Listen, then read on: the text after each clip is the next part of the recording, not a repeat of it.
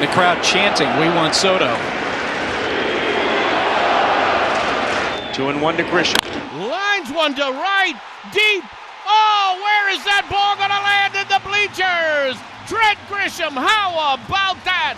The New York Yankees avoided a sweep to the Dodgers thanks to a Trent Grisham 3-run blast. And even though the Yankees didn't win this series, fans should still be feeling pretty good because it was without Juan Soto. And speaking of Soto though, there is a concern that he did not play at all throughout the 3 games. I guess New York is just being super cautious with him, which is understandable because you don't want to risk further injuring that elbow in a June series, even with it being the Dodgers. But yeah, the Yankees won the final game of the series, and if you win a game in a losing series, you always want it to be the last one so that you can leave on a positive note. Anyways, in this video, I'm going to be talking everything Yankees. I'm going to talk about Aaron Judge as he continues on his path for MVP. I'm going to recap the game and the last week, and so much more. But before I begin, I would really appreciate it if you would drop a like and subscribe. It only takes 5 seconds, plus you can always change your mind. We are on the road to 30k subscribers, and with your support, I truly believe we can get there super fast. Alright, so recapping the series, I'm going to start out with the win. So a run didn't go on the board until the bottom of the 3rd when Oswaldo Cabrera homered to deep right to make it 1-0.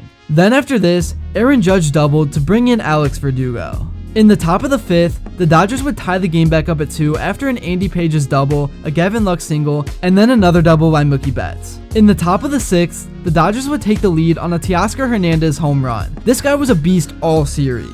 But anyways, the bottom of the 6th is when the Yankees broke the game open. Alex Verdugo singled to right center, Aaron Judge singled, then Trent Grisham hit a 408-foot blast to right center to go up 5-3. The Dodgers got a run closer in the top of the 8th with a Will Smith sacrifice fly to score Ohtani, but then in the bottom of the inning, Aaron Judge hit a 436-foot home run to left. What Judge is doing is absolutely unreal. So the Yankees would win the game 6-4, and looking at the final stat line, Trent Grisham was 1 for 2 with a home run and 3 RBIs, Aaron Judge was 3 for 4 with a home run, and was a triple short of the cycle, which does not happen often at Yankee Stadium. Alex Verdugo was 2 for 4, and Luis Gil pitched 5 1/3 and gave up 3 earned runs. So that was the win, but the Yankees did lose the first 2 games of the series by scores of 2-1 and 11-3. The first game of the series was anyone's to win, but Yamamoto was lights out, and really, the only offense for the Yankees came from Aaron Judge. But it was Teoscar Hernandez that won the game for the Dodgers, and game 2 of the series was one to forget for New York. Nestor Cortez got shelled, Hernandez had 2 home runs and 6 RBIs, Freeman was 2 for 2, and once again, outside of 2 home runs by Aaron Judge, the offense was quiet. Like I said, Soto not playing in this series was a little concerning, and I didn't like how the chants of "We want Soto" broke out during Trent's home run at bat. And Aaron Judge really stepped up as a leader, screaming, "Who do we want in the dugout?" after the home run. But yeah, I thought Soto would at least make an appearance, or at least see him pinch hit at some point. The selfish baseball fan in me really wanted to see him play in the series, but I guess I'd rather him sit during the Dodgers series and still be around towards the end of the year. Anyways, getting off topic, the Yankees have been lighting some candles. Righty Marcus Stroman, in his first year in the Bronx, started it all. A few years ago, he began lighting a candle before every start. He burns them all the time at home, he says, and he wanted to bring that sense of calm to his workplace. He blows out the wick just before he heads into the dugout.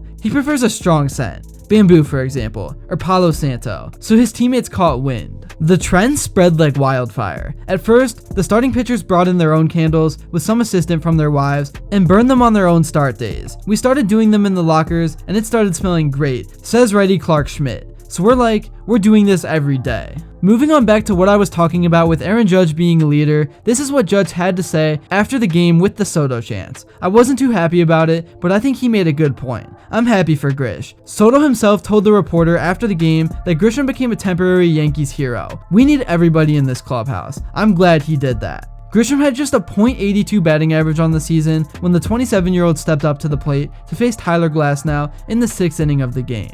Like I said, the 46-21 Yanks can't afford to play it safe with Soto until he feels he's 100%. New York began Monday holding a 2.5 game lead over the second place Baltimore Orioles in the AL East standings. Soto's going to heal up and be fine, but man, Grish is a heck of a ball player, Judge added after the victory. He showed up tonight in the big moment when we needed him. Anyways, switching topics, now I want to talk about Anthony Rizzo, who has really been struggling as of late. The struggles at the plate have lasted longer than a full calendar year. Since June 1st of 2023, Rizzo's .571 OPS is the third worst in the MLB among players with at least 400 plate appearances. Only Detroit Tigers shortstop Javier Baez and Miami Marlins shortstop Tim Anderson are worse. Rizzo had a clear reason for not hitting well in 2023 because he played 2+ months with post-concussion syndrome before the Yanks shut him down for the season. There isn't a built-in excuse for his lack of production this season though. Rizzo, manager Aaron Boone, and hitting coach James Rowson have said numerous times how he's healthy and past any concussion symptoms. Rizzo is 1 for 29 in June with 1 walk, 3 strikeouts, 6 flyouts, 6 pop-outs, and 13 groundouts. Boone benched the veteran first baseman for Sunday night's game against the Los Angeles Dodgers and is considering benching him for Monday's game against the Kansas City Royals. I might give him Monday too. We'll see,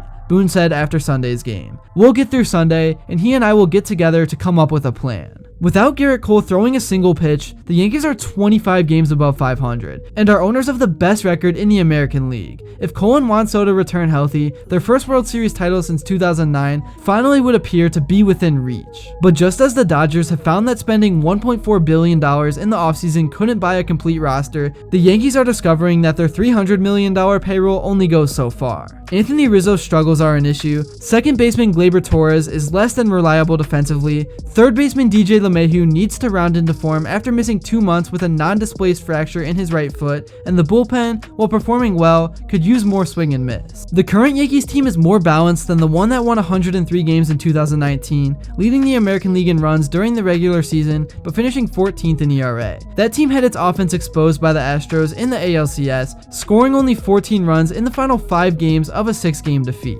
I think the Yankees are going to be just fine the rest of the season with everything that has been going on so far, and with all the struggles, like I said, they are still basically the best team in the league, and it will be interesting to see what goes down at the trade deadline. Thank you all so much if you made it to this point in the video, and if you enjoyed and haven't yet, please make sure to drop a like and subscribe because your support truly does mean the world. And also, follow me on Instagram because I'm starting to post cool sports content on there every single day, and until next time, I will see you all later.